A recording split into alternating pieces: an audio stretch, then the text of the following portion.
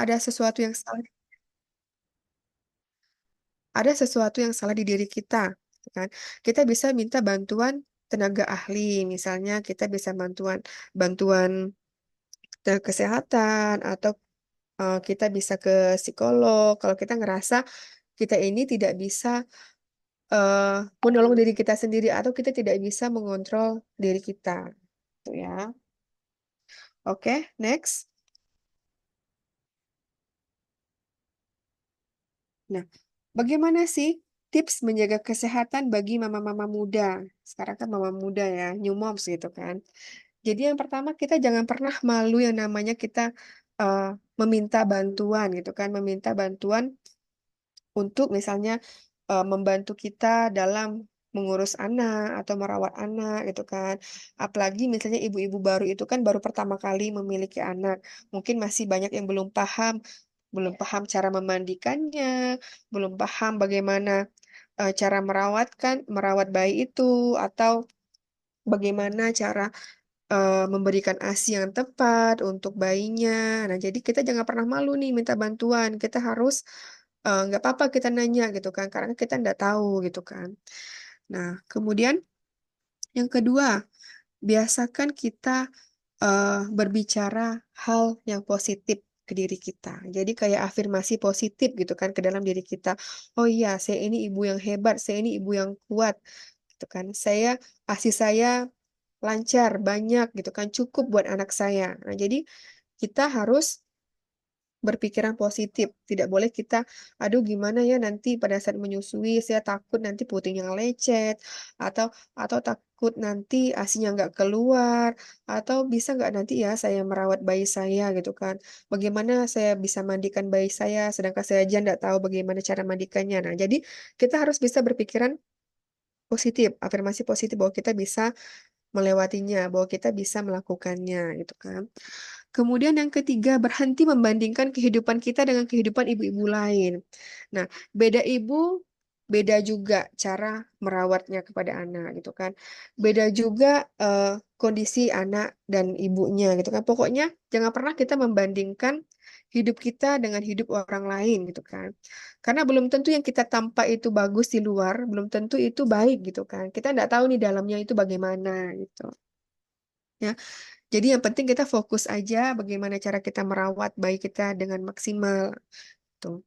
Nah, kemudian investasikan waktu untuk self care atau kayak me time itu kan. Nah, ibu-ibu itu juga butuh yang namanya me time walaupun sudah punya anak. Itu butuh sekali me time. Jadi ambil waktu sendiri, entah itu kita jalan-jalan atau misalnya hanya sekedar nonton drakor. Mungkin masih banyak kan ibu-ibu muda yang masih suka nonton drakor atau ngopi gitu kan, ngopi ke kafe atau gimana. Kita sediakan waktu 30 menit aja untuk kita me time. Jadi untuk apa namanya menjaga kesehatan mental kita juga gitu kan. Nah, kemudian selanjutnya membatasi scroll sosial media. Nah, sekarang kan memang sosial media itu udah sangat mudah banget diakses ya oleh siapapun dari anak kecil sampai ke eh, orang tua itu kan sangat mudah sekali yang namanya mengakses sosial media. Siapapun pasti menggunakan yang namanya sosial media, entah itu Instagram, Facebook, kemudian TikTok. Nah, jadi hal itu sebenarnya ada dampak positif sama dampak negatifnya. Nah, tapi lebih banyak negatifnya kalau misalnya orang tersebut tidak bisa memfilter apa yang eh, dilihatnya gitu kan. Jadi lebih baik untuk menjaga kesehatan mental kita, kita batasi deh gitu kan untuk stalking di media sosial. Kalau misalnya kita kebanyakan lihat di media kan, oh kok anak ini gendut ya, kok anak aku masih kurus-kurus aja, padahal udah aku kasih makan nih, kasih makan yang bergizi, aku kasih makan ikan salmon, aku kasih makan brokoli gitu kan. Tapi ya gitu-gitu aja berat badannya gitu kan. Nah, jadi itu juga akan mengganggu kesehatan mental kita kalau kita melihat status orang lain yang anaknya mungkin hanya makan tempe tapi bisa gemuk. Nah, itu akan mempengaruhi kesehatan mental pada ibu-ibu muda. Kemudian selanjutnya berhenti membandingkan anak kita dengan anak-anak yang lain karena anak-anak kita itu berbeda sama anak yang lain. Penyerapan tubuh anak kita juga beda sama anak-anak yang lain gitu kan. Kondisi tubuhnya beda gitu kan. Nah, kemudian Selanjutnya, menghargai tubuh kita sendiri. Jadi misalnya ibu hamil itu kan pasti memiliki yang namanya bukti-bukti hamil gitu kan, seperti stretch mark gitu kan di perutnya atau di bagian paha atau di bagian tubuh yang lain gitu kan. Atau ibu yang mengalami sesar itu kan pasti ada yang namanya bekas luka gitu kan. Jadi kita harus bisa menghargai diri kita gitu kan. Sehingga kita bisa menerima diri kita apa adanya. Kita bisa mencintai diri kita. Tidak perlu orang lain mencintai kita. Cukup diri kita aja yang mencintai kita. Itu sudah cukup gitu ya. Kemudian selanjutnya yang terakhir. Kenali gejala baby blues atau postpartum depresi. Dan jangan pernah malu untuk ke psikolog atau psikiater jika kita mengalami. Walaupun itu itu adalah tanda mengalami tanda-tanda depresi. Jadi mengikuti hal-hal yang seperti ini, misalnya webinar atau talk show atau apa, itu kan banyak sekali ya informasi mengenai baby blues atau depresi gitu kan. Nah, jadi kita kenali gejalanya. Oh, kira-kira saya mengalami apa enggak ya gitu kan. Kalau misalnya kira-kira nih kita termasuk, nah kita boleh konsultasi dulu mungkin ke orang terdekat atau misalnya ke tenaga kesehatan. Kalau misalnya percayanya sama tenaga ahli, nggak apa-apa kita ke psikolog gitu kan. Kalau misalnya ngerasa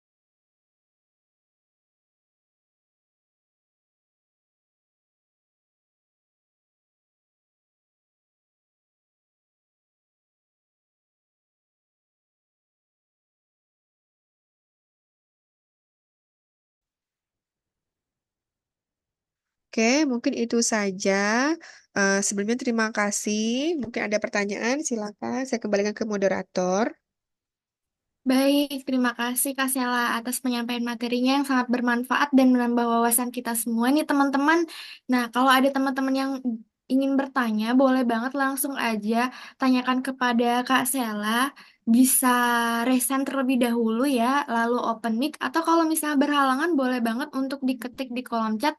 Nanti akan aku bantu bacakan dan sampaikan. Ayo teman-teman, bagi yang ingin bertanya boleh banget nih ditunggu keaktifannya karena kan sayang banget ya Kak Sela ya. Ini materinya itu sangat insightful dan bermanfaat gitu di kehidupan ibu, para ibu atau calon ibu sehari-hari pasca melahirkan gitu kan. Sayang banget kalau misalnya disia-siakan nih kesempatan biar bisa sharing atau ada yang pengen ditanyain ke Kak Selanya sendiri.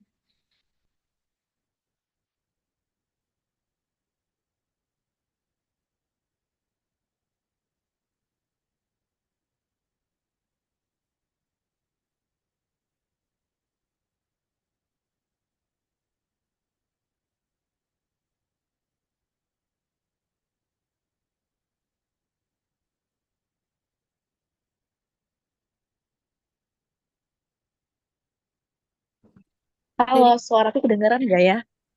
Kedengeran Kak? Halo Oke, oke. Kak. Ya, halo eh, Ayu. Kenalin, aku Umi dari Head of HR juga. Nah, sebelumnya em, karena telat juga tadi join ya, mohon maaf karena tadi ada kegiatan juga. Jadi mau tanya nih sama Kak Sela. Kalau semisalkan ternyata yang dialami ini adalah ibu yang mengalami baby blues, tetapi kondisinya itu sedang bekerja gitu. Kira-kira apa sih yang harus dilakukan? Karena kan setahu saya ini kan mempengaruhi nanti gimana ibu ini akan bekerja kan untuk di dunia profesional dia gitu. Nah, kira-kira apa sih yang harus dilakukan dan peran suaminya itu bagaimana gitu? Itu sih.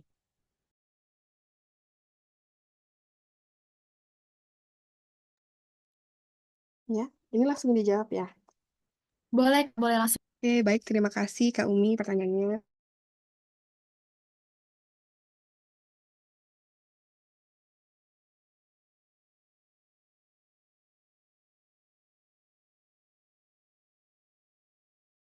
Mau support kita gitu kan. Apalagi kalau bekerja. Jadi suami itu bukan hanya, kalau orang zaman dulu itu kan mikirnya itu kalau suami itu dilayani gitu kan. Jadi misalnya bangun tidur harus disiapkan makan atau apa, pokoknya harus dilayani sepenuhnya gitu kan. Padahal pada zaman sekarang itu kan, apalagi pada ibu-ibu yang sudah bekerja, suami itu perannya sama dengan ibu yang bekerja ini sama istrinya. Jadi harus bisa saling support, saling mendukung gitu kan. Jadi memang sebenarnya materi ini juga bisa diikuti oleh para suami atau pasangan supaya tahu juga gitu kan bahwa ibu yang habis melahirkan, apalagi ibu bekerja itu pasti akan rentan juga mengalami stres. Jadi, dan untuk diri kita bagaimana cara kita mengatasinya, kembali lagi kita harus punya waktu tadi, punya waktu me time gitu kan. Apalagi kalau misalnya kita bekerja, kita bisa menyisihkan waktu kita pada saat jam istirahat atau bagaimana kita sambil ngopi, sambil pumping juga ada masalah gitu kan. Atau kita bisa sambil curi waktu sedikit untuk misalnya refreshing, melihat-lihat film-film yang kita sukai atau apa, atau jalan-jalan keliling kantor atau bagaimana gitu kan. Itu kembali lagi ke diri kita, bagaimana coping kita terhadap stres itu atau terhadap kesehatan mental kita itu gitu kan. Jadi memang juga peran suami juga emang sangat penting. Makanya sama suami juga kita harus bisa komunikasikan. Kita tidak hanya bisa menerima aja nih perlakuan, misalnya suaminya pengen eh, dilayani terus, nggak mau bantu, misalnya tengah malam bayinya bangun tidak mau ikut bangun juga gitu kan. Jadi suami juga harus bisa dikomunikasikan bagaimana cara merawat bayinya sama-sama, bagaimana cara membesarkannya. Pokoknya intinya bisa membantu kita lah dalam merawat bersama-sama, apalagi kepada ibu-ibu yang bekerja, karena kan pasti waktunya juga sudah kepotong nih sama waktu bekerja kita, jadi kita tidak bisa full sepenuhnya untuk merawat bayi. Kita juga butuh waktu istirahat juga kan. Seperti tadi saya bilang, kita butuh waktu untuk beristirahat yang cukup supaya tetap terjaga kesehatan mental kita. Mungkin itu sih. Oke, udah dimengerti juga nih Kak Sela. Makasih banyak ya Kak Sela. Oke, terima kasih Kak Sela yang sudah menjawab dan juga Kak Umi yang udah aktif bertanya ya. Untuk dari teman-teman yang lain, apa ada yang ingin didiskusikan nih atau ditanyakan kepada Kak Sela langsung? Boleh banget langsung on mic aja atau aku bantu baca nih di kolom chat kalau misalnya ada yang berhalangan on mic.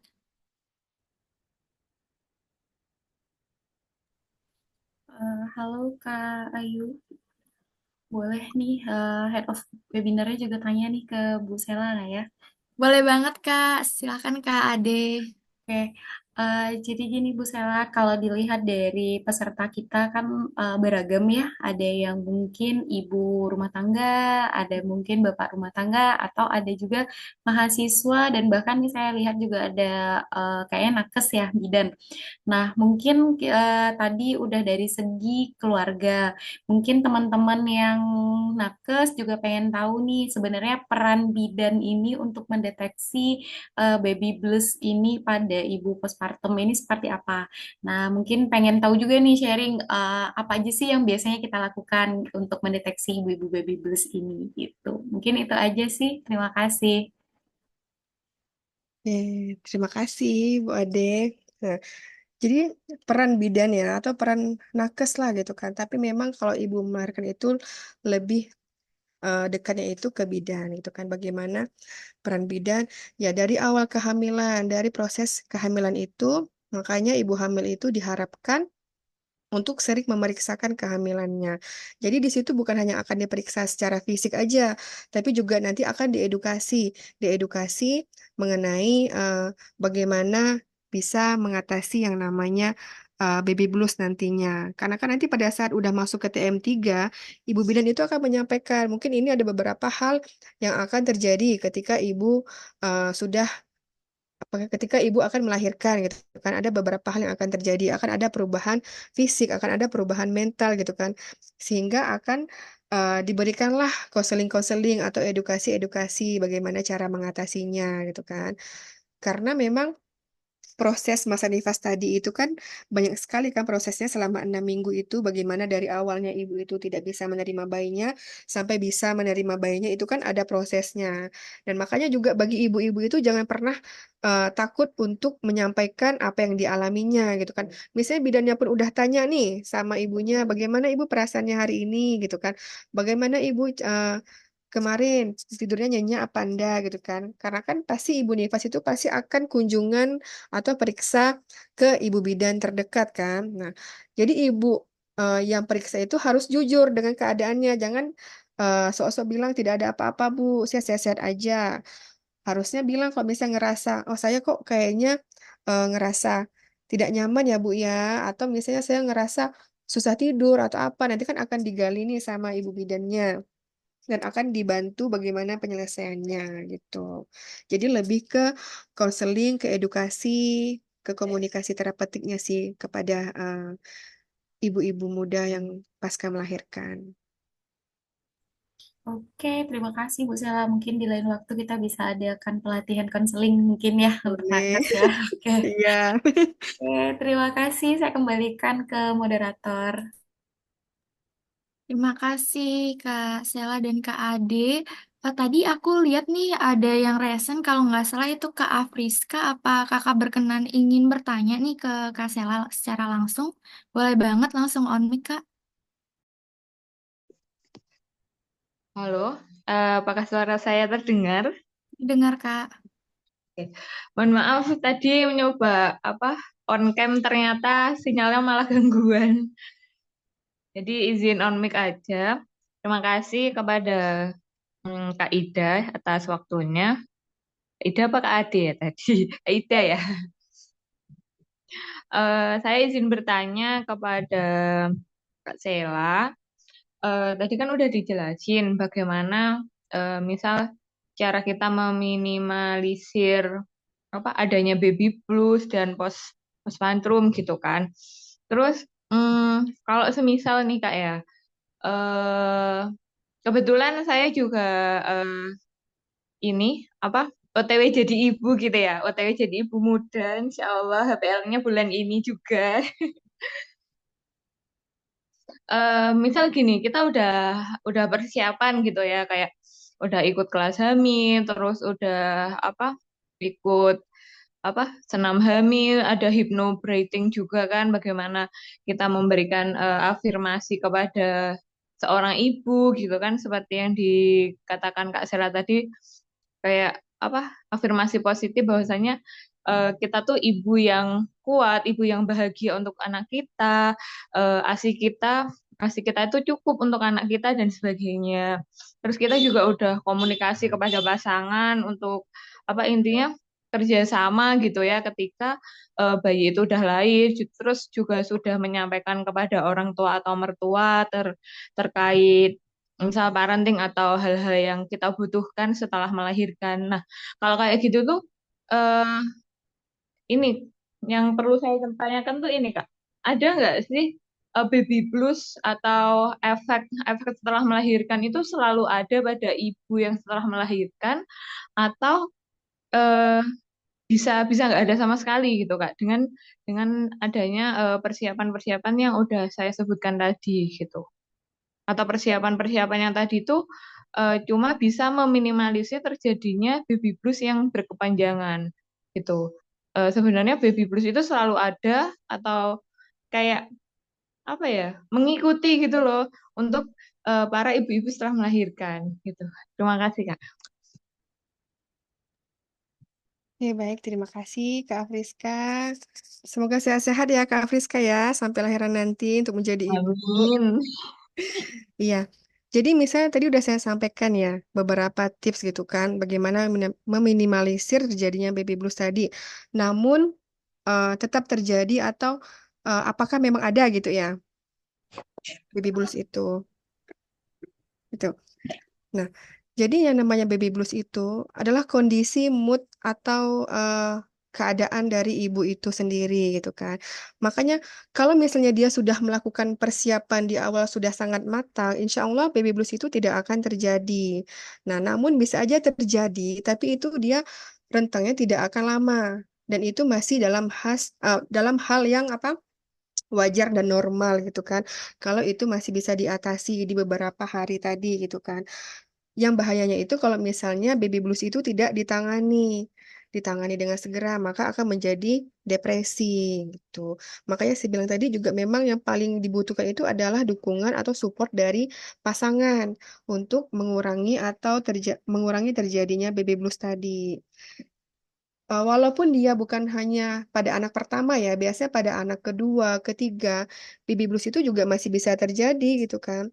Kenapa bisa terjadi? Misalnya dia sudah punya anak yang pertama, terus hamil yang kedua, terjadi lagi baby blues karena dia ngerasa bingung bagaimana cara merawat anaknya nih yang berdua ini gitu kan.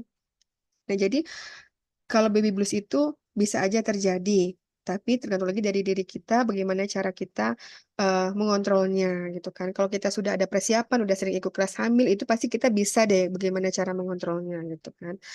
Kalau kita udah mateng, bisa aja tidak terjadi gitu ya Kak Friska ya. Mungkin itu. Oke, terima kasih Kak Sela. Terus mau tanya lagi Kak, tambahan ini apa? Duh, lupa tanya apa ya? Jadi baby blues. Terus perubahan hormon setelah melahirkan itu suatu hal yang wajar ya Kak? Atau gimana? Kayak kayak perubahan hormon pas hamil gitu ya? Iya, jadi perubahan hormon ketika kita melahirkan itu pasti akan berubah. Nanti beda lagi sama hormon pada saat kita hamil. Jadi setiap proses kehidupan perempuan itu pasti akan berubah hormonnya sesuai dengan uh, kebutuhan diri kita gitu kan. Makanya terkadang ibu hamil itu pasti akan lebih sensitif gitu kan kondisinya. Kan mudah ngerasa baper atau bagaimana karena memang hormonnya itu yang berubah gitu. Oh, iya ya. Iya, kadang tuh kayak suka sebel gitu kan dengan suatu hal yang Dan hal biasanya tuh kecil gitu enggak, ya. itu hal-hal kecil, iya. Terus Hmm, kadang tuh saya mikir gini, nanti setelah melahirkan, kalau hormon ini apa kan ada perubahan hormon gitu, kadang tuh iya, khawatir. Kira-kira pasangan pasangan terutama pasangan kan, karena pasangan tuh iya. yang paling dekat dengan kita. Pasangan tuh bisa nggak ya apa kayak ngimbangi gitu. Tapi Iya,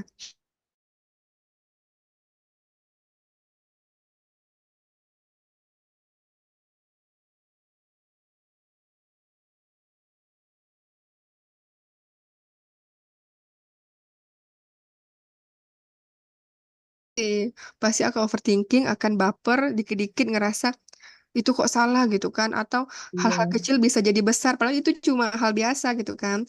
Nah, kembali iya. lagi dengan pengertian dari suaminya gitu kan, gimana kita bisa ngasih pengertian, ya kembali lagi dari kita perbaiki komunikasi dengan suami, sehingga suami juga paham dengan kondisi kita pada saat hamil, apalagi pada saat melahirkan, apalagi sudah masuk ke masa menyusui, nah itu juga akan lebih berat lagi tuh masa ibu itu gitu kan.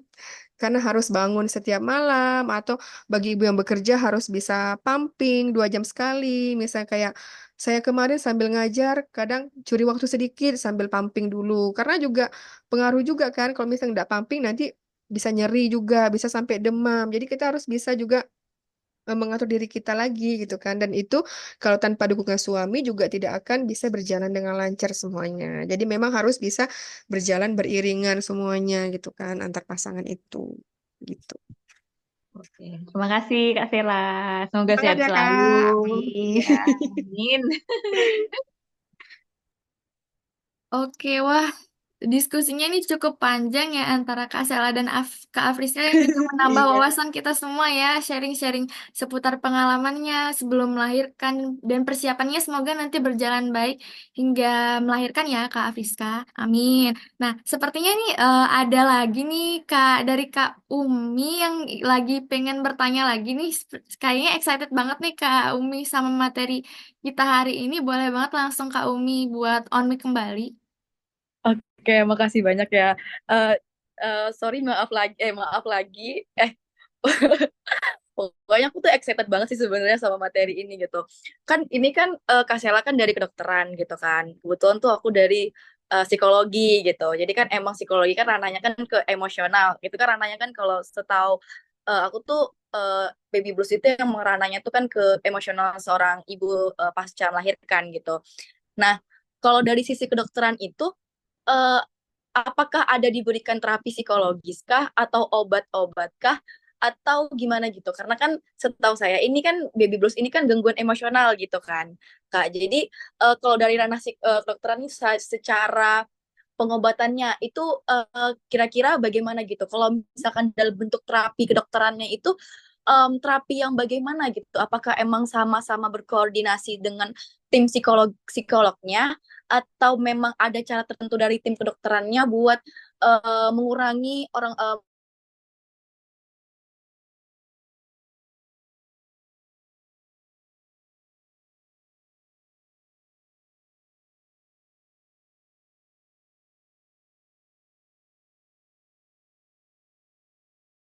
Bu Ade.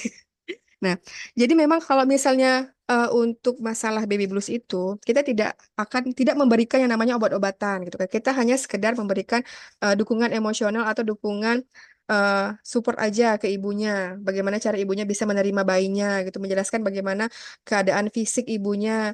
Ibu wajar seperti ini, misalnya memberi dukungan lah secara perubahan dari ibu hamil sampai bersalin itu. Tapi kalau sudah masuk lebih ke depresinya, itu bukan ranah kami lagi sebagai seorang bidan. Itu mungkin akan kami eh, rujuk atau kami serahkan ke memang yang berwenang, misalnya seperti psikolog atau psikiater gitu kan.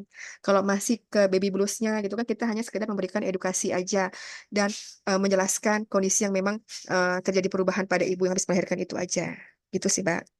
Oke, oke, berarti ada batasannya juga berarti ya Kak Ya, ya. ada wewenangnya juga kan. Bidan ada wewenangnya juga, dokter juga ada sendiri. Mungkin kalau dokter lebih ke spesialis jiwanya mungkin ya, itu akan memberikan terapi juga atau nanti dari psikolognya atau psikiaternya. Pasti ada wewenangnya masing-masing gitu kan. Jadi kalau bidan itu kita hanya mengedukasi aja, hanya memberitahukan bagaimana ibunya bisa menerima tadi kan, menerima keadaan ibu, keadaan bayinya, bagaimana ibu bisa menghadapi proses masa nifas ini selama 6 minggu itu gitu. Gitu sih. Oke, oke. Thank you Kak Sela. Ya, sama-sama. Izin Bu Sela, mungkin saya sedikit menambahkan ya. Iya, boleh, Bu Ade. Kak Umi tadi sangat menarik banget, dan itu mungkin adalah merupakan pertanyaan bagi nakes-nakes juga biasanya, agar tidak saling mengambil ranah satu sama lain biasanya gitu ya kalau kita di nakes ini. Mungkin saya bantu sedikit jawab ya Kak Umi dari pengalaman saya yang kebetulan saya juga berpraktek di klinik yang mana kita fokusnya sebenarnya di klinik tumbuh kembang anak ya. Ada kolaborasi antara dokter spesialis dengan psikolog-psikolog, jadi psikolog anak maupun psikolog dewasa. Nah, kalau dari jenis kasus ini saya dapat beberapa case ibu-ibu dengan keadaan baby blues. Bahkan ada yang lebih parah lagi, dia bukan hanya sekedar baby blues secara fisiologis, tapi dia memang sudah mulai menyakiti diri gitu. Jadi kayak takut megang anaknya, takut tidak berhasil dalam mengasuh anaknya, lalu menyakiti diri dengan kayak menyayat tangan atau mulai membenturkan kepala. Nah, tadi pertanyaannya, apakah kita akan kasih obat? Nah, betul banget yang dibilang sama Bu Sela tadi bahwa ranahnya kita bidan itu tidak dalam pemberian obat-obat ataupun farmakologinya.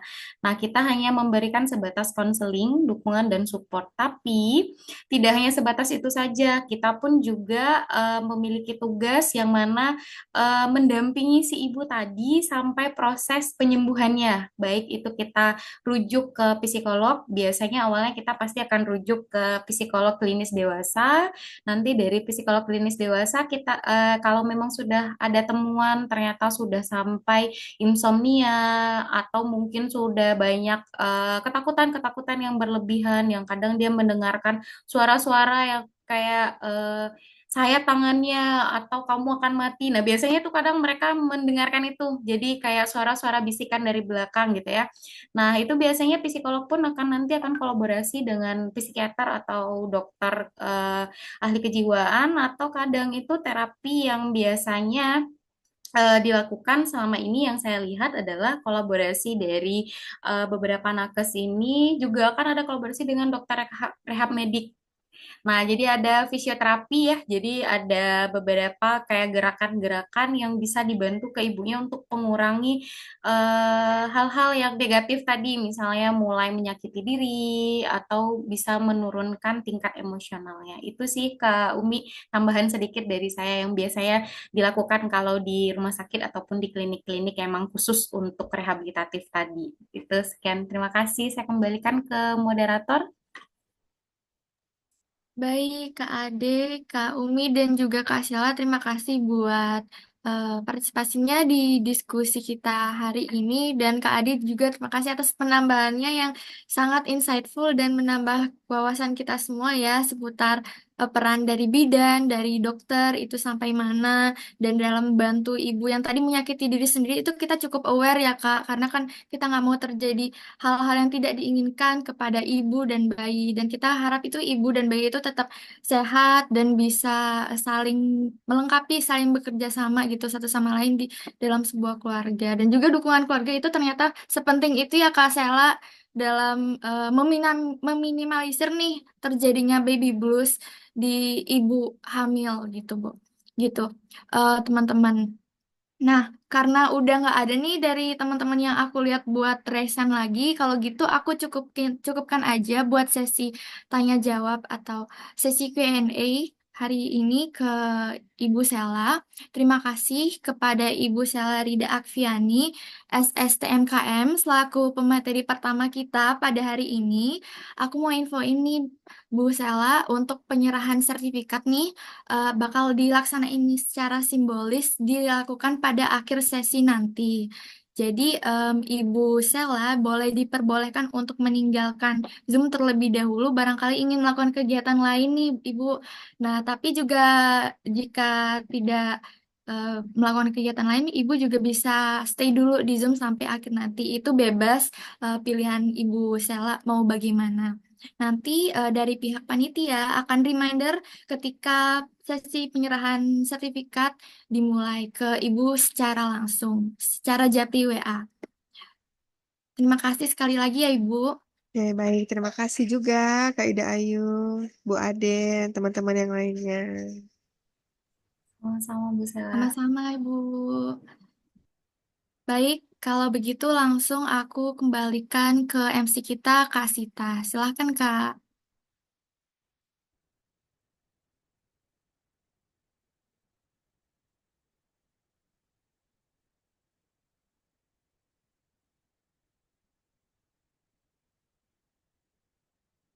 Oke, sepertinya Kak Sita lagi gangguan sinyal nih teman-teman. Kalau gitu aku izin ambil alih aja. Selanjutnya kita masuk ke sesi penyampaian materi nih yang kedua. Nggak kalah keren juga dari narasumber kita yang spesial juga dan ahli di materi seputar baby blues dan depresi hari ini.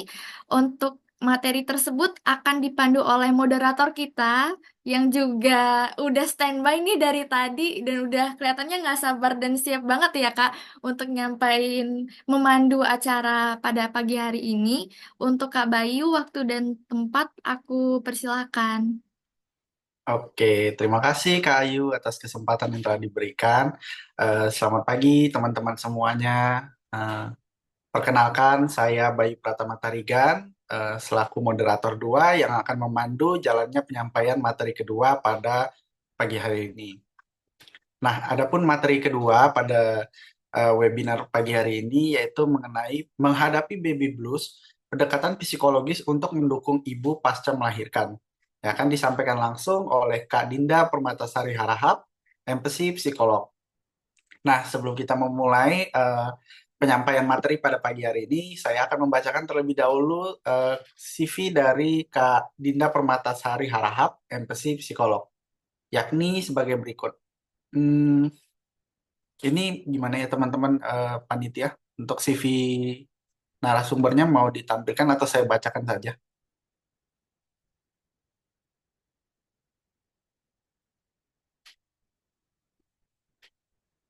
Hmm, Boleh dibantu bacakan aja Kak Bayu, kayaknya Kak Sita masih trouble sama sinyal kayaknya. Oke Kak Adi, ya baik. Saya akan bacakan ya kurikulum vitae dari pemateri kita pada pagi hari ini. Uh, Kak Dinda Permatasari Harahap, MPsi Psikolog. Pada saat ini beliau bekerja sebagai dosen dengan jabatan asisten ahli di Universitas Medan Area Medan. Uh, Kebetulan kita satu domisili Kak, saya dari Medan juga. Iya. Oke, beliau saat ini pendidikan terakhirnya dari Magister Psikologi Profesi Bidang Pendidikan dari Fakultas Psikologi UGM pada tahun lulus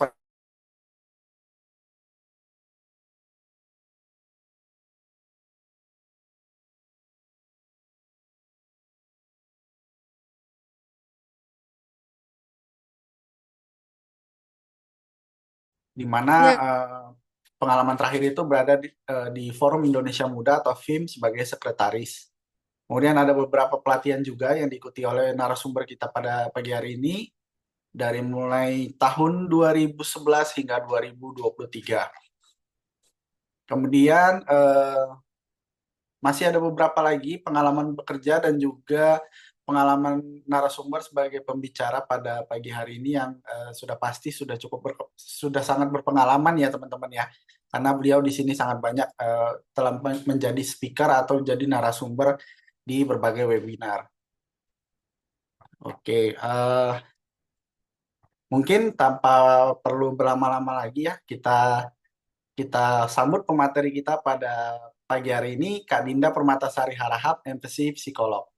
Halo Kak Dinda, selamat pagi. Halo, halo Mas Bayu, selamat pagi. Terima kasih sudah diundang ke sini ketemu sama teman-teman. Senang sekali rasanya. Ya, Baik, Assalamualaikum warahmatullahi wabarakatuh. Selamat pagi, salam sejahtera untuk kita semua. Saya pertama-tama mau ngucapin makasih ya buat Umi yang juga mahasiswa saya gitu ya, bagian dari bidan membantu yang sudah mempercayakan untuk membawakan materi ini. Alhamdulillahirrahmanirrahim, syukur kepada Allah Subhanahu wa Ta'ala. Sehingga kita bisa ketemu meskipun secara virtual ya teman-teman, tapi nggak apa-apa, semangatnya nyampe gitu ya. Dan terima kasih juga kepada Head of Webinar ya, ada Mbak Ade Irma Suryani, dan juga tadi ada pemateri pertama ya, Mbak Sela Rida, terus ada moderator tadi juga Mbak Ayu, Mas Bayu, dan MC yang semangat meskipun kita weekend tapi semangat untuk belajar gitu ya teman-teman ya. Baik, saya izin share materi. Tadi sudah disampaikan banyak oleh Mbak Sela ya teman-teman dari mulai apa itu baby blues, terus penanganannya gimana. Mungkin saya nanti akan bahas dari sisi psikologisnya, karena saya juga relate ya teman-teman. Saya ibu muda yang baru punya anak gitu ya. Usianya baru 1 tahun sekarang. Dan saya bisa relate dengan apa yang dialami oleh ibu-ibu ketika baru pertama kali menghadapi bayi seperti itu. Dan pertanyaannya apakah saya juga baby blues gitu ya. Dan alhamdulillah saya bisa melaluinya teman-teman dengan baik karena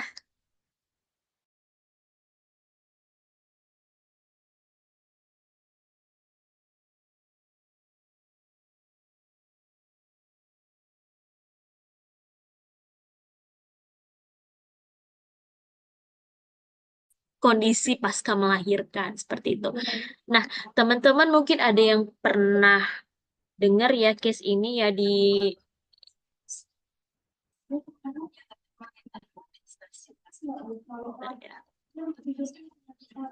sang ibu dan langsung merebut bayi dari tangan ibunya. Keduanya langsung diamankan di ruang keamanan stasiun Pasar Minggu dan diserahkan ke Polsek Pasar Minggu. Dari penyelidikan petugas, diduga ibu tersebut berupaya bunuh diri setelah mengalami permasalahan rumah tangga. Mirisnya, peristiwa ini menjadi tontonan para penumpang kereta. Oke.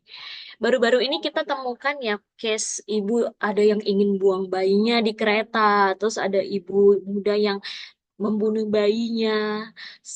Pertanyaannya kenapa bisa gitu ya teman-teman ya? Kok bisa sih?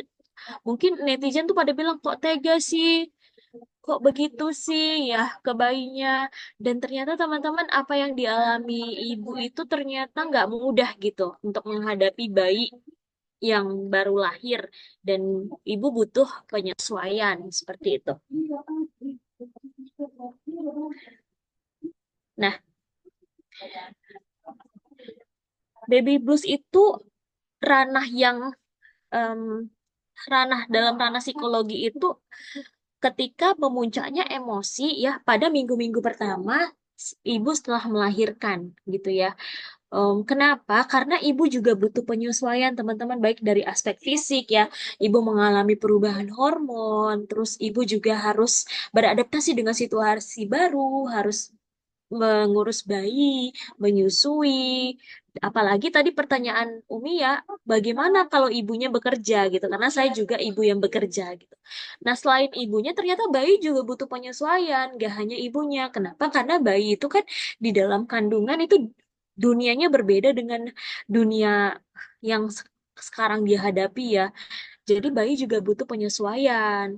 Dan 20-40% ya ibu yang baru melahirkan itu mengaku adanya gangguan emosi. Jadi lebih sensitif, lebih baper gitu. Nah, pertanyaannya ini normal nggak sih teman-teman gitu ya? Ini normal terjadi gitu, tapi harus segera ditangani. Nah, gejalanya mungkin yang muncul apa? Mungkin dia akan sedih, menangis tanpa sebab, mudah kesal, tersinggung. Tadi ada mungkin kalau ada yang jenguk atau yang lihat anaknya gitu ya, terus ada komentar-komentar seperti, ih ASINya nggak berkualitas, kok anaknya kecil ya, anaknya kuning. Padahal bayi di awal-awal kelahiran itu memang eh, kuning ya gitu sampai seminggu pertama kayak gitu. Terus merasa cemas, merasa bersalah, kok bayinya seperti itu, dan perasaan tidak berharga gitu. Lalu ada juga nih ibu yang tidak tertarik dengan bayinya, bahkan dia tidak mau menyusui bayinya, tidak mau mengasihi bayinya. Jadi bayinya tuh dipegang sama orang lain gitu, nggak percaya diri dan perasaan takut untuk menyakiti diri sendiri bahkan menyakiti bayinya gitu. Nah, ini banyak terjadi di luar negeri, bisa sampai 85% ya. Tapi di Indonesia itu di atas 50% ibu yang mengalami baby blues. Dan bagi ibu yang pernah punya pengalaman depresi sebelumnya, itu kemungkinan akan mengalami depresi pada eh, kehamilannya dan pasca melahirkan. Seperti itu. Nah, gimana sih penanganannya, teman-teman? Nih, ibu boleh menerapkan pola makan yang sehat karena ibu juga butuh nutrisi ya untuk pulih dari pasca melahirkan, butuh istirahat yang cukup, dan ini yang penting teman-teman, komunikasi dan berbagi peran. Seperti yang disinggung tadi sama Mbak Sela bahwa ibu nggak bisa sendiri nih ngurus bayi karena dia juga butuh istirahat gitu ya. Maka kita perlu kerjasama dengan pasangan. Maka nggak bisa ngurusnya sendiri gitu karena mengurus bayi itu ternyata nggak mudah gitu. Lalu bisa juga mencari informasi tentang persalinan, ya bagaimana merawat bayi, dan mungkin kita punya grup WA yang isinya tuh ibu-ibu juga yang bisa kita tanyain pendapatnya tentang bagaimana menghadapi dan merawat bayi. Gitu. Nah, apa sih yang penting ini, teman-teman? Peran pasangan dan keluarga itu menurut saya penting ya. Kalau tadi kan Mbak Sela udah cerita banyak ya tentang baby blues, mungkin saya akan relate-kan dengan pengalaman saya. Jadi anak saya itu baru 1 tahun bulan akhir September kemarin ya teman-teman. Artinya saya eh, juga masih mengasihi ya, masih menyusui dan saya juga working mom, ibu bekerja yang tanpa babysitter ya, tanpa neni tapi kami berdua sama suami bisa mengurus itu semua gitu. Jadi saya dapat alhamdulillah ya suami saya itu sangat support ya teman-teman. Jadi dia bisa membantu saya untuk merawat bayi seperti mengganti diapers, terus mengambilkan makanan dan hal-hal kayak gitu itu em, bikin saya merasa disupport gitu. Nah, kami berbagi peran gitu tentang bahkan suami saya yang belanja ke pasar gitu, belanja kebutuhan sehari-hari. Jadi kami belanja 1 minggu sekali, terus kami stok di kulkas. Saya sampai dari kehamilan sampai dengan saat ini masih menyiapkan makanan, masih masak sendiri, masih bikin MPASI. Di samping saya memang punya asisten rumah tangga ya. Asisten rumah tangga ini membantu saya dalam membereskan rumah seperti cuci piring, baju, ngepel, nyapu itu bukan saya yang pegang ya. Tapi kalau dalam hal merawat bayi itu saya dan pasangan lakukan secara berdua gitu. Bahkan saat saya ada pekerjaan, misalnya saya ngajar sore, terus pasangan saya itu pulang kerja sore, dia yang pegang anak saya gitu. Karena kami masih belum percaya sama orang lain untuk menitipkan anak, apalagi sekarang banyak case-case daycare yang tidak amanah gitu ya. Jadi dari saya melahirkan itu sebenarnya kami belum belum punya apa ya, asisten rumah tangga ya. Saya pakai asisten rumah tangga itu setelah saya udah habis cuti, masa cuti habis dan bekerja kembali. Jadi selama bulan-bulan pertama itu kami mengurusnya berdua dan ternyata bisa loh teman-teman kalau ada support dari pasangan dan keluarga. Karena kebetulan saya juga keluarganya jauh ya. Maksudnya orang tua saya di kota yang berbeda, terus mertua saya juga rumahnya jauh gitu. Dan keputusan ini kami ambil secara sadar gitu karena kami merasa itu itu bisa kami lakukan dengan saling berbagi peran dan bekerja sama. Dan sampai saat ini 1 tahun berlalu itu kami bisa melaluinya. Dan apakah saya mengalami baby blues? Alhamdulillah saya eh, tidak mengalami seperti yang ada di video tadi gitu. Dan saya bisa relate sih kenapa ibu-ibu itu mengalami ini karena memang gak mudah teman-teman.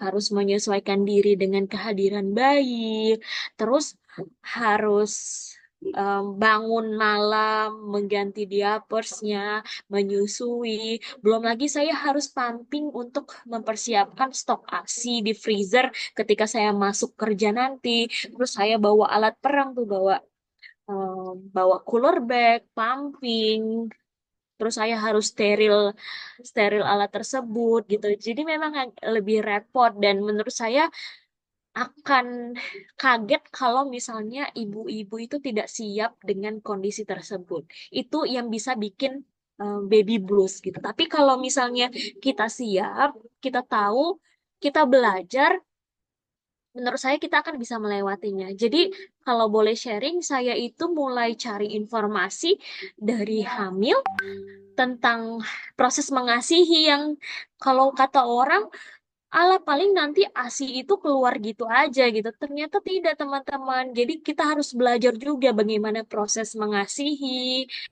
nutrisi apa yang harus kita konsumsi, terus bagaimana saya mempersiapkan untuk masuk kerja kembali, apa apa yang harus saya persiapkan, bagaimana metodenya, saya harus pumping kapan, saya harus nyiapin stok ASI seperti apa gitu. Itu harus belajar teman-teman, termasuk mengurus newborn, mengurus bayi. Saya juga belajar tentang kok anak saya ngulet-ngulet ya, kok ngulet terus ya, kok kayaknya dia kembung ya, ini kembung atau kolik atau saya harus segera menyendawakannya setelah menyusui karena nanti dia kembung kayak gitu. Jadi mungkin ada banyak kekhawatiran bagi ibu muda yang baru pertama kali punya bayi ya, tapi kalau kita belajar kita jadi tahu oh ini namanya ini itu nggak apa-apa nggak ibu nggak perlu khawatir itu normal terjadi tuh. Alhamdulillah bayi saya juga nggak tipikal bayi yang begadang ya dalam arti dia habis menyusui ya udah langsung bisa tidur mungkin dia ngerti ya ibunya bekerja gitu jadi kami tidak kesulitan untuk beradaptasi dengan kehadirannya tapi menurut saya belajar itu penting ya, mencari informasi sebelum bayi itu dilahirkan itu penting. Bagaimana merawat. Saya bahkan sudah mempersiapkan beli korset atau baju yang sewaktu-waktu kalau misalnya saya harus operasi gitu. Jadi saya prepare apa-apa saja yang perlu saya siapkan, barang-barang apa saja yang harus saya siapkan gitu. Selain tadi kondisi fisik dan mental ya. Jadi ketika dia hadir kami sudah siap gitu. Jadi dia ketika anak itu mengalami sesuatu saya udah tahu informasinya. Oh dia itu seperti itu. Oh nggak apa-apa normal kok kalau dia seperti itu kayak gitu. Jadi mencari informasi itu salah satu yang bikin ibu-ibu itu jadi lebih siap sebenarnya kayak gitu. Nah, lalu dalam psikologi teman-teman apa sih yang harus dilakukan atau terapi apa sih yang bisa dilakukan untuk ibu-ibu yang mengalami ini gitu ya. Tadi pertanyaannya apakah harus dibarengi sama obat-obatan atau farmakologi gitu. Sebentar ya.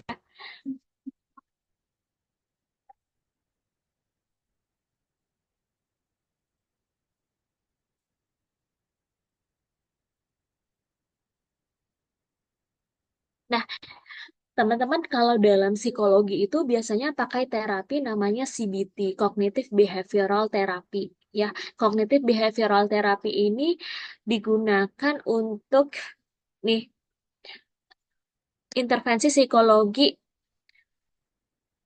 untuk menentang persepsi atau negatif otomatis thought-nya ibu-ibu tentang dirinya dan mungkin bayinya gitu. Ini seperti konseling tapi pakai pendekatan kognitif terapi. Tapi ada juga yang bekerja sama dengan psikiater seperti yang disampaikan oleh Mbak Ade tadi, dia pakai psikofarmakologi. Jadi kalau misalnya dia sudah sampai yang mendengar bisikan-bisikan harus membunuh bayinya, melukai bayinya gitu ya. Itu ada neurotransmitter di otak yang terganggu ya fungsinya dan penurunan hormon kebahagiaan kayak oksitosin, serotonin, dopamin itu yang menyebabkan ibu mengalami depresi sampai ada semacam delusi dan itu harus dibarengi oleh psikofarmakologi ini. Ini salah satu jurnal ya yang menggunakan psikofarmakologi juga untuk mengatasi baby blues pada eh, ibu-ibu yang baru memiliki bayi. Ini misalnya.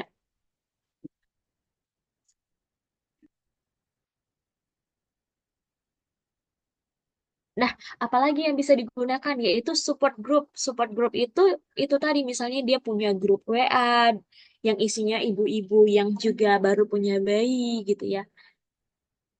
Dan CBT ini dilakukan jadi dibagi dua ini. Penelitian ini membagi dua kelompok, satu ibu-ibu yang tidak diberikan CBT, satu ibu-ibu yang diberikan CBT dan ternyata ngefek gitu. Ketika adanya pikiran negatif yang ditentang melalui teknik kognitif behavioral therapy, maka itu akan mempengaruhi emosi atau perasaan si ibu.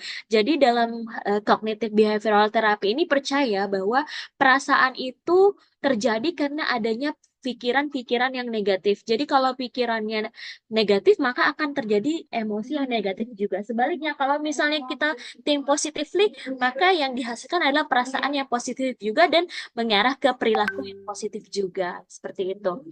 Dan it works gitu. CBT ini digunakan para psikolog dan terapi biasanya untuk konseling dan terapi ibu-ibu yang mengalami baby blues syndrome. Mungkin itu pengantar dari saya ya, karena tadi sudah banyak disampaikan oleh Mbak Sela tentang pengenalannya, penanganannya gitu ya. Nanti mungkin kita akan lebih banyak diskusi dari sisi psikologisnya. Saya kembalikan ke Mas Bayu. Oke, terima kasih Kak Dinda atas penyampaian materinya. Sangat menarik ya teman-teman semua terkait bagaimana sih peran dari sisi psikologis terhadap kondisi baby blues dan juga depresi pada ibu pasca melahirkan. Nah, selanjutnya kita akan masuk kepada sesi tanya jawab. Mungkin bagi teman-teman yang ingin bertanya seputar apa sih pengaruh psikologis terhadap kondisi baby blues dan juga depresi pada ibu, boleh silakan raise hand atau boleh juga mengajukan pertanyaan melalui kolom chat Zoom. Nanti akan saya bacakan jika ada chat yang masuk. Silakan teman-teman.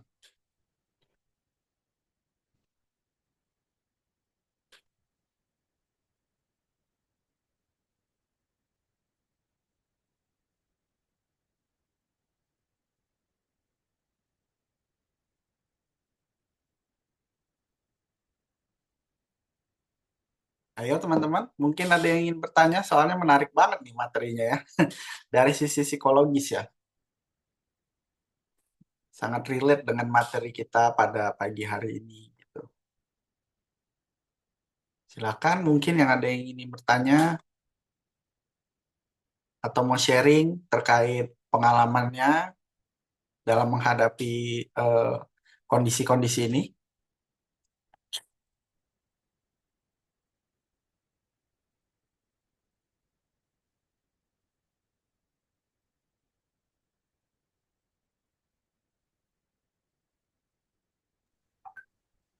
Halo Ayo Kak. teman-teman, silakan kalau misalnya ada yang ingin didiskusikan. Ya, Ayu tadi mau nanya ya, silakan Ayu.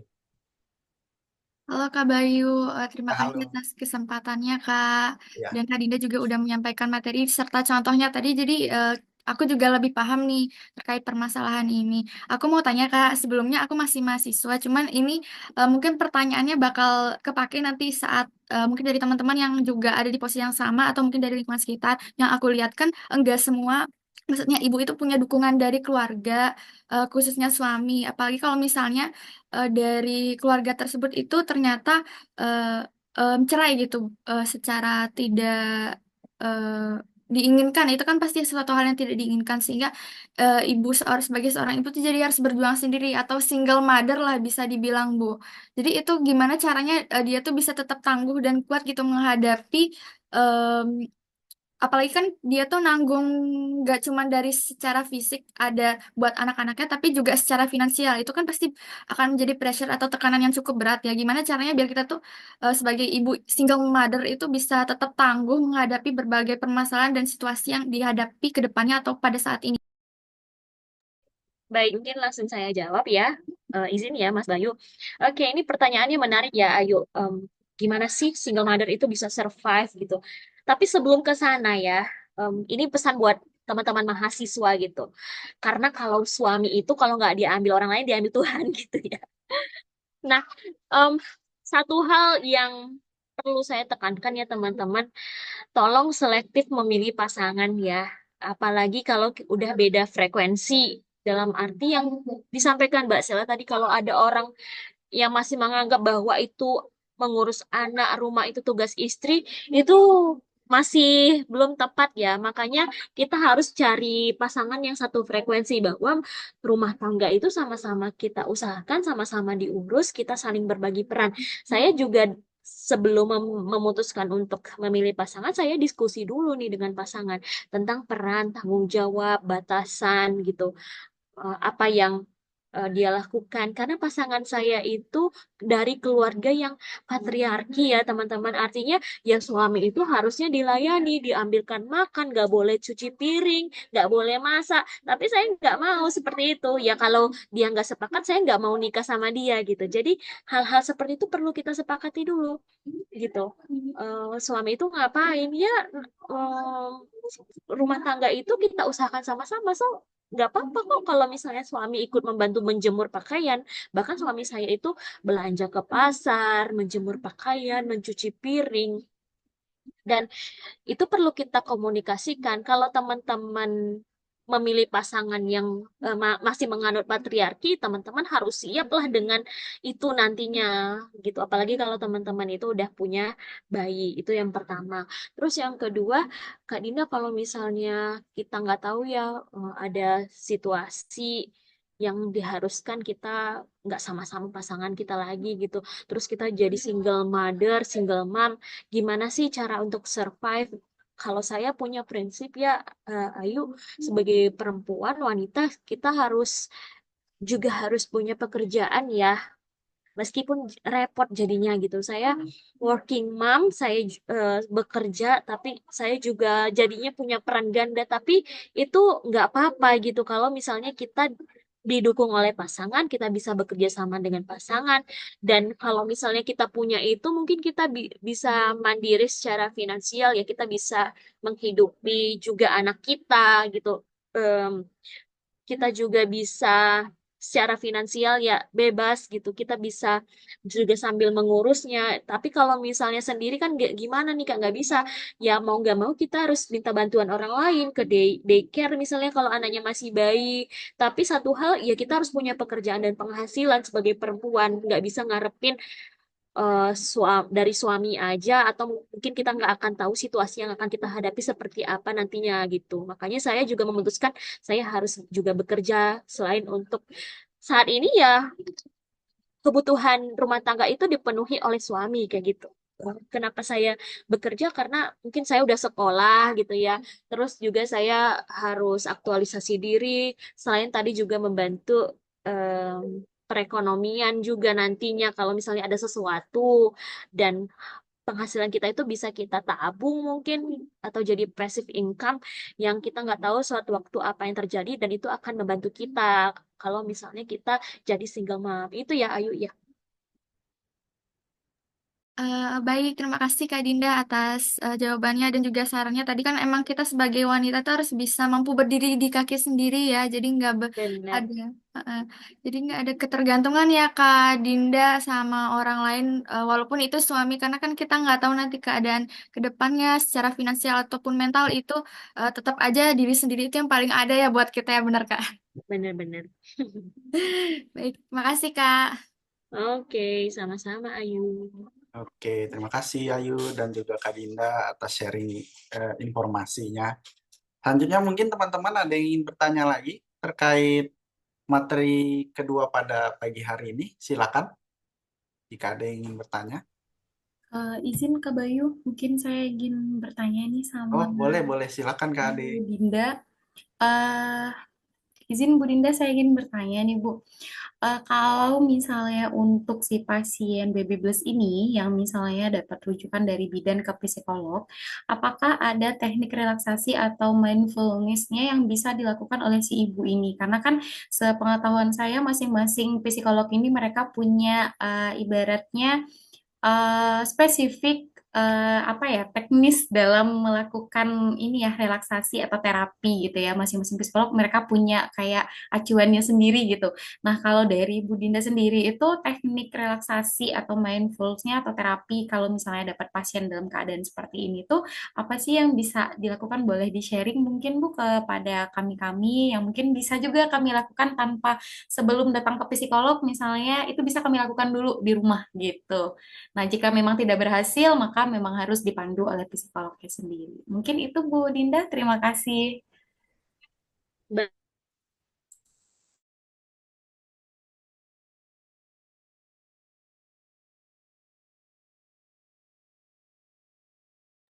Halo Kak Dinda. Oh, sepertinya Kak Dinda ada gangguan sinyal. sudah jelas Oh suara iya, saya? sudah Kak, sudah. Oh, mohon maaf ya. Nah, Nah, apa sih psychological first aid yang bisa dilakukan sebelum di refer ke psikolog gitu ya? Teknik relaksasi apa yang bisa digunakan? Nah, biasanya saya kalau misalnya ada klien, saya ajarkan dulu teknik relaksasi, Mbak Ade. Teknik relaksasi itu klien itu di apa ya? Diminta untuk dalam posisi duduk menyandar seperti itu, real dengan musik relaksasi dan minta klien untuk tarik nafas dalam-dalam gitu ya. Jadi tarik nafas dalam-dalam, hitung sampai 7 dari hidung, terus keluarkan secara perlahan, hitung sampai 4 dari mulut. Itu diulangi, diulangi. Dah, lalu kita lakukan teknik butterfly ya. Butterfly hack. Jadi kita minta si klien untuk memegang seperti ini, posisi seperti ini. Ini untuk membantu klien atau si ibu itu merasa bahwa dirinya itu berharga gitu. Jadi dalam teknik butterfly itu yang disampaikan oleh terapis adalah kondisi yang dialaminya itu adalah normal terjadi saat itu. Dia adalah sosok ibu yang berharga, anaknya itu butuh ibu yang sehat juga.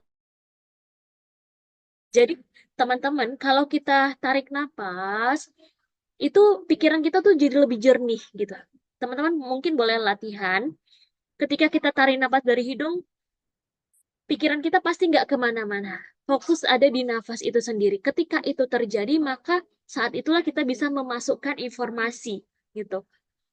Karena yang seperti yang saya bilang tadi bahwa ketika emosi itu sedang nggak baik-baik aja, itu pasti dimulainya dari pikiran.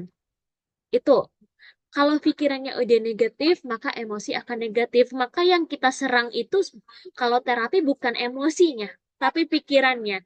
Yang itu akan ngefek ke emosinya nantinya.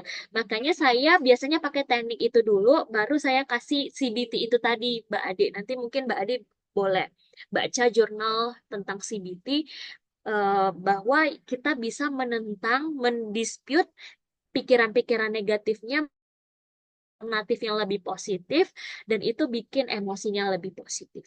Itu ya. Oke, terima kasih Bu Dinda.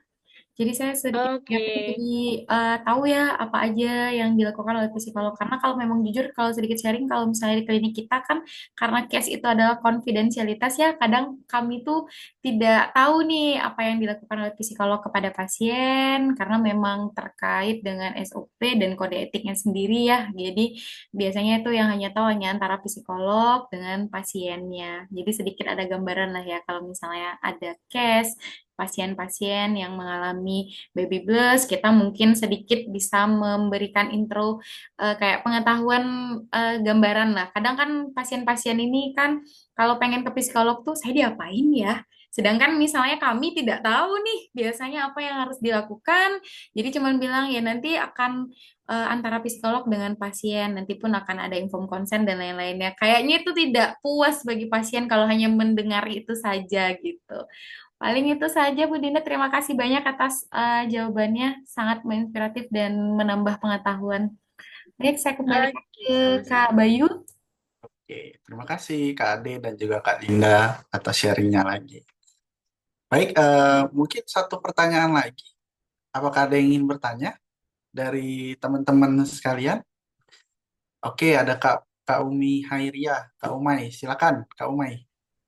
Oke, halo. Em, Halo, selamat pagi Ibu Dinda. Saya nanya di kelas, saya nanya juga di sini lagi ya. Kak, mohon izin Ini suaranya nggak terlalu kedengaran. ini kan ini kan gangguan emosional gitu ya. Kira-kira sebenarnya untuk jangka waktu paling lamanya itu kira-kira bisa mencapai berapa lama gitu gangguan ini gitu? Ataukah emang bisa berlanjutan atau dia biasanya itu ada rentang waktunya? Terus yang kedua, eh, kira-kira kalau misalkan baby blues ini enggak ditangani, itu berdampak kemana gitu? Kalau misalkan depresi, memang sepertinya saya rasa tuh memang ujungnya depresi dulu. Tetapi kalau ke dalam disordernya gitu, gangguannya itu bisa mengarah kemana gitu Bu? Misalkan kayak bipolar atau kemana gitu Bu? Karena kan kalau setelah saya lihat videonya itu kan kayaknya memang udah ditangkap depresi yang lainnya. Itu kira-kira Baik, baik terima kasih Umi. Ini mahasiswa saya ya, nanya di kelas. Udah sampai kapan sih baby blues ini normal, dikatakan normal ya, terjadi gitu ya. Biasanya di 1 sampai 2 minggu pertama setelah punya bayi ya. Tapi kalau lewat dari itu berarti harus segera ditangani. Apalagi tadi kalau dia sampai yang depresi. Nah, baby blues ini bisa mengarah ke depresi. Depresi itu bisa sampai yang mengalami depresi berat itu bisa delusi. Delusi itu tadi dia akan mendengar bisikan-bisikan untuk melukai bayinya, bahkan melukai dirinya sendiri. Kalau udah sampai di situ itu nggak cukup sama terapi psikologis aja ya, teman-teman ya, Umi ya. Kalau udah mengarah ke situ dia berarti butuh farmakologi. Dia harus dirujuk ke psikiater juga untuk mengkonsumsi obat. Untuk itu tadi ada neurotransmitter secara fisiologis yang tidak bekerja di otaknya dan harus butuh obat untuk menangani depresi berat yang udah sampai di.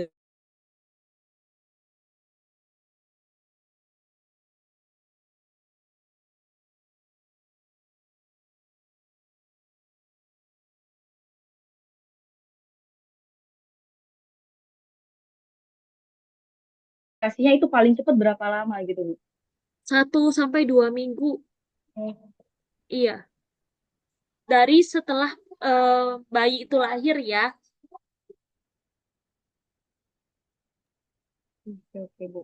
Berarti itu rentannya bisa aja Bu, misalkan nggak cuma anak pertama, tapi anak 2, 3, 4, 5 tuh bisa gitu ya Bu ya? Iya, benar. Jadi kalau misalnya ada yang bilang, ah ini udah anak kedua kok, udah ketiga, tapi itu bisa terjadi. Menurut saya, hal yang bisa menurunkan itu atau mengantisipasi itu tadi, dukungan dari pasangan dan keluarga yang membantu ibu dalam merawat dan mengurus bayi. Karena perubahan hormon, terus ibu butuh istirahat juga. Bahkan ada ibu yang memutuskan untuk ketika malam ya, anaknya minum ASI itu dari dot ya, maksudnya di pumping ya udah nanti ayahnya yang ngangetin, yang ngasih. Jadi ibunya butuh istirahat cukup dan Menurut saya itu salah satu upaya juga biar ibu lebih waras karena anak yang sehat dan bahagia itu juga perlu ibu yang sehat dan bahagia fisik dan mental seperti itu. Oke, Bu. Sudah sangat jelas. Terima kasih banyak, Ibu. Sama-sama, Umi. Oke, terima kasih Kak Umi atas pertanyaannya. Mungkin ada lagi teman-teman yang ingin bertanya?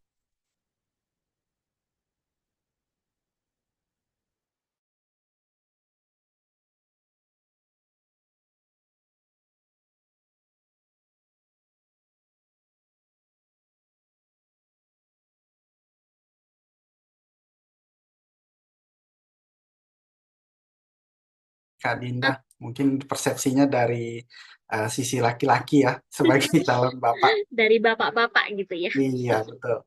Jadi saya tertarik banget nih sama materi ini karena memang mengatasi baby blues dan juga depresi pada ibu pasca melahirkan itu kan sebenarnya bukan hanya masalah yang dihadapi oleh ibu itu sendiri gitu kan. Bagaimana pasangan menjadi support terbaik bagi sang ibu agar bisa melewati masa-masa yang cukup kritis ini gitu. Nah, yang ingin saya tanyakan Kak, gimana sih Kak cara membangun, misalnya ini kan kita ya di Indonesia ini kan terkadang masih dominan ya apa namanya patriarkinya gitu. Nah, gimana sih caranya kita sebagai perempuan mengingatkan kepada laki-laki akan pentingnya berbagi peran dalam apa ya mengurus gitu ya, mengurus anak terutama pada saat baru melahirkan gitu. Karena kan memang banyak laki-laki itu sebenarnya ya kayak kurang peka gitu ya dengan kondisi kondisi pasangannya gitu. Nah, gimana sih caranya supaya membangun kesadaran dari laki-laki suaminya sendiri terhadap kondisi yang sedang dihadapi oleh istrinya gitu. Mungkin itu Kak. Terima kasih. Baik, ini pertanyaannya dari bapak-bapak ya, persepsinya gimana sih berkomunikasi dengan pasangan. Menurut saya itu dari sebelum kita memutuskan untuk menikah dengan dia gitu ya. Jadi harus selektif ya teman-teman ya. Kalian itu pengen punya pasangan yang kayak gimana, itu menentukan kehidupan setelah menikah gitu. Termasuk saya, karena suami saya tahu bahwa suami saya itu keluarganya patriarki ya. Eh, mertua ibu mertua saya itu ibu rumah tangga dan em, sehari-harinya itu terbiasa untuk melayani bapak ayah mertua saya gitu ya suaminya kayak mengambilkan makan s- dan tidak ada pembagian peran untuk mengerjakan tugas-tugas rumah tangga secara sama-sama gitu. Saya nggak bisa gitu. Saya komunikasi dulu dengan pasangan saya tentang saya juga bekerja, dia juga bekerja, terus eh, persepsi dia tentang pembagian peran itu seperti apa. Dan alhamdulillah saya dapat pasangan yang tidak malu dalam arti nggak apa-apa melakukan itu semua. Jadi dari saya hamil itu kan saya udah hamil pada saat hamil di trimester 3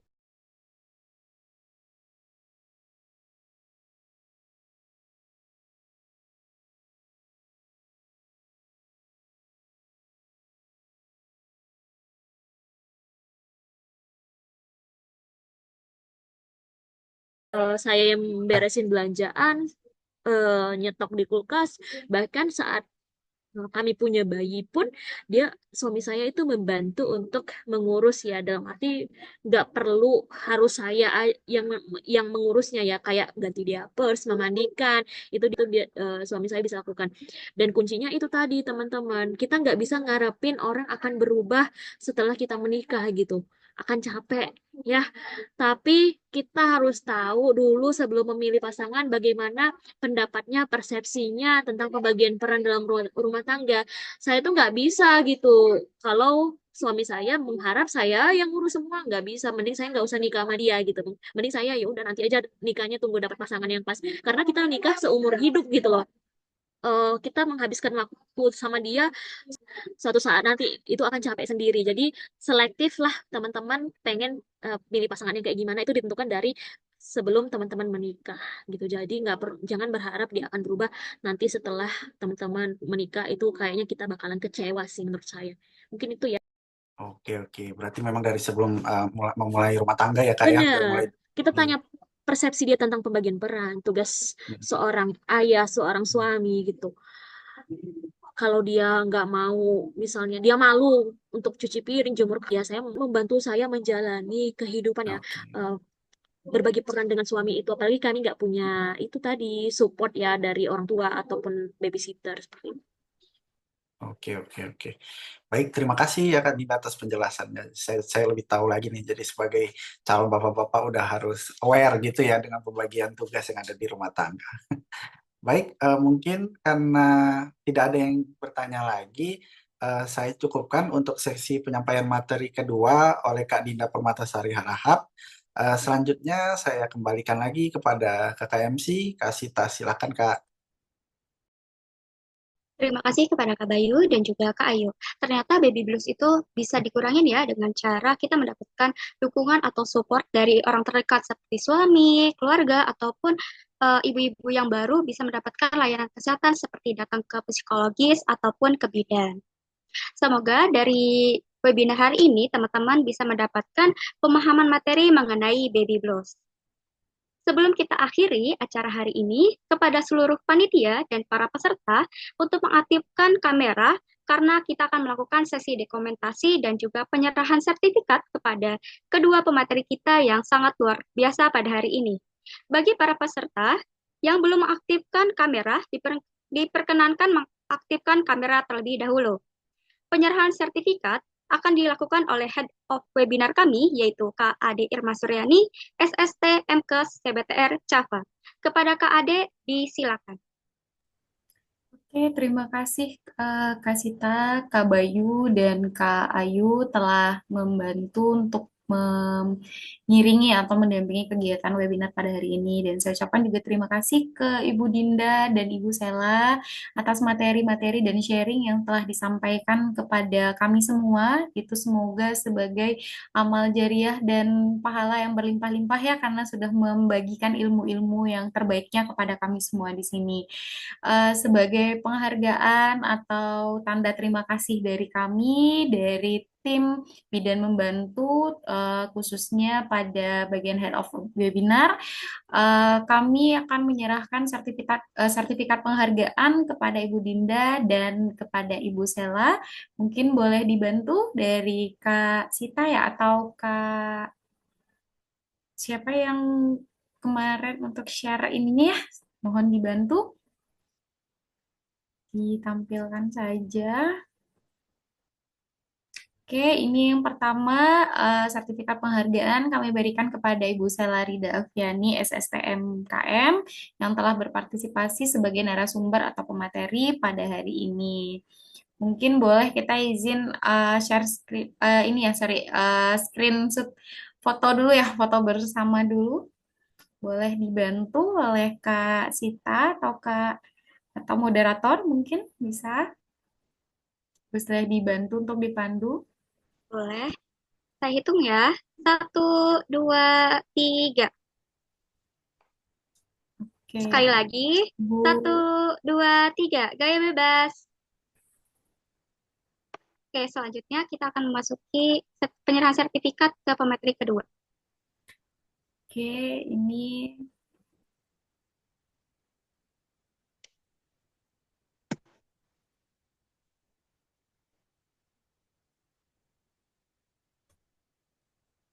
baiklah, ini untuk sertifikat penghargaan kepada Ibu Dinda Permatasari Arahap, MPSI Psikolog. Terima kasih atas waktu luangnya, sudah memberikan ilmu yang terbaiknya. Boleh dibantu Kak untuk fotonya? Oke, baik Kak. 1, 2, 3, senyum. Sekali lagi. 1, 2, 3, gaya bebas. Oke, sudah.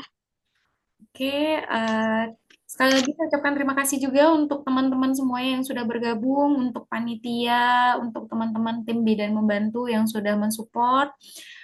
Dan untuk media partner dan lain-lainnya juga saya ucapkan terima kasih. Dan untuk para peserta, saya informasikan juga akan mendapatkan sertifikat.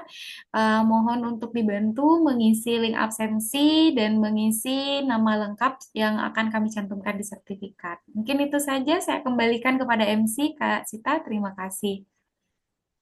Terima kasih kembali untuk Kak Ade. Selesai sudah kita acara pada webinar hari ini. Terima kasih kepada Ibu Sela dan juga Ibu Dinda yang sudah menjadi pemateri pada hari ini. Terima kasih kepada panitia dan peserta sudah mengikuti webinar dari awal hingga akhir.